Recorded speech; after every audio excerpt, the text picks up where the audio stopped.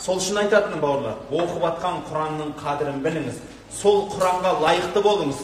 Тіліңіз оқып атқан Құранға жаман сөз кіргізбеңіз. Көзіңіз Құранға қарап тұрма, жаман нәрсеге қарамаңыз. Құлағыңызға Құран кіріп атырма, жаман нәрсені кіргізбеңіз.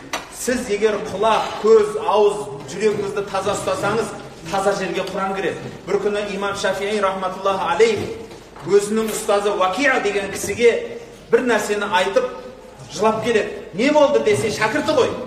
Құрметті ұстаз, мен бұрын қандай кітапты ашып берсем, бірақ оқитын едім, бір оқығаннан жаттайтынмын дейді. Бірақ оқиды екен, бір оқығаннан қағып жаттайды екен.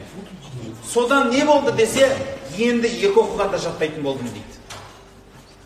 Төмендеді, 50% төмендеген. Екі оқығанда деп біздер ойпырмай дейміз ғой, бірақ ол 50% түсіп кетті деген сөз. Түсінесіз ба? Өзінің жаттау қабілеті 50% түсіп кетті.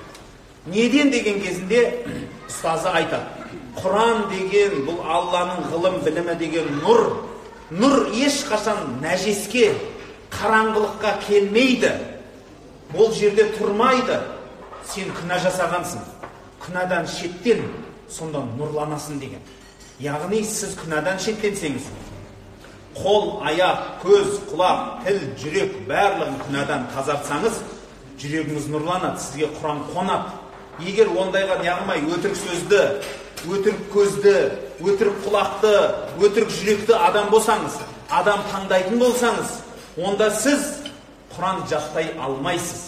Жаттасаңыз да сіздің жаттаған Құраныңыз өзіңізге лағнет айтады. Одан үлкен қайғы жоқ. Құдай сақтасын, сіз ойлаңызшы, сіз Құран жаттап алдыңыз. Бәрін болмаса да бір шетін жаттап алдыңыз. Бірақ сол жаттаған Құраныңыз сізге лағнет айтып жүрсе, ұзақтан келмейді лағнет. Ойлаңызшы, ұзақтан емес. Ұзақтан емес. Сіздің жүрегіңіздегі Құран сізге лағнет айтып жүрсе, қандай болады? Айтыңызшы. Одан үлкен қайғы жоқ, дұрыс па?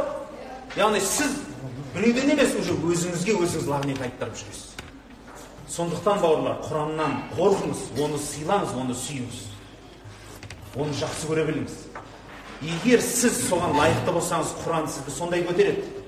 Екі дүниенің бәрін көтереді. Екі дүниенің бәрін көтеріп береді.